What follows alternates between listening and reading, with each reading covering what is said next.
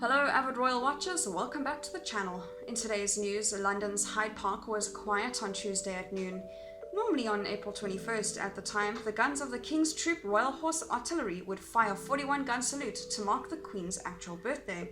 Her official birthday is June 13th and is marked by trooping the colour because nothing says hip-hop hooray if you are the sovereign like a hardcore display of military might. However, this year the Queen requested the guns stay silent and the salute be cancelled as COVID-19 continues to wreak havoc in the UK and around the globe. She, like billions of other people, is sheltering at home, though in her case that's Windsor Castle with more than 1,000 rooms.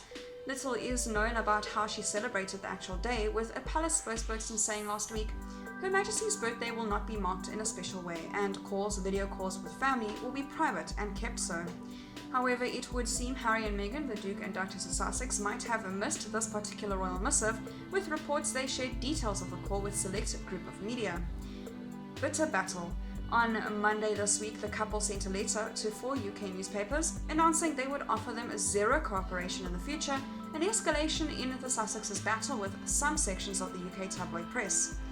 It was an unprecedented move, and the Times reports that while the Queen was made aware in the broadest terms,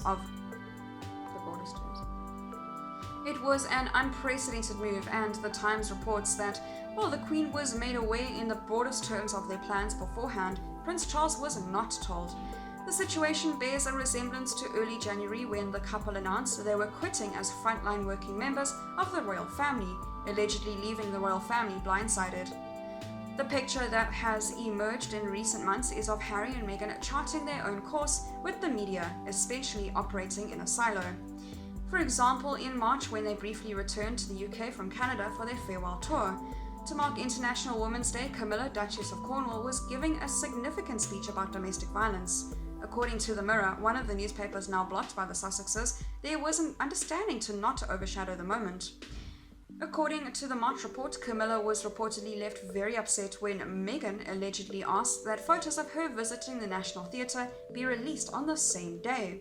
Today, the Sussexes are thousands of kilometers away, starting their new life in Los Angeles. However, their combative approach to the press still has the potential to cause headaches behind palace gates. The first hearing in the matter of Meghan vs. Associated Newspapers, the parent company of the Mail on Sunday, has started. Court documents released prior revealed the Duchess was prepared to lay open details about the royal funding to dispute a claim made by the Mail.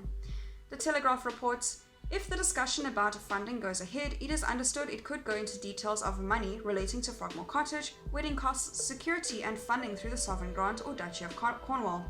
This could open a very uncomfortable Pandora's box for the Queen, the extent of whose personal wealth remains a mystery.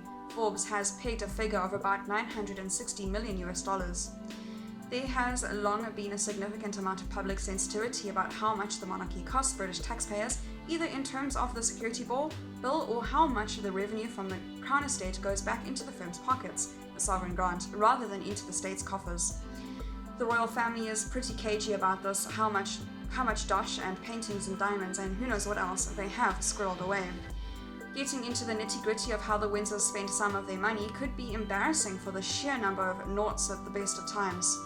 However, given the world is teetering on the edge of an economic collapse, this sort of disclosure could be disastrous PR-wise, with the Queen, Charles, William and Kate all earning gold stars and plaudits for their COVID-19 response. A reminder of just the sheer amount of money it takes to keep the monarchy machine going could seriously dent their shiny public images right now. Since day one, the Sussexes have charted their own course, and their current legal action and clash with Fleet Street fit perfectly with their renegade MO. But that is probably cold comfort for the palace PR's apparatchiks, because incidents such as this week's call being made public seem to suggest that the Sussexes are embracing a go-it-alone DIY approach, putting them at odds with more established palace practices. In late March, it was confirmed that trooping the colour would not go ahead in its traditional form, which, given the Windsors' newfound penchant for Zoom, could mean that the first remote military parade could be the offing. In the fascinating to see who logs in for that video call and how it is made public. That is all for today's news. Thank you very much for watching. I'll see you next video.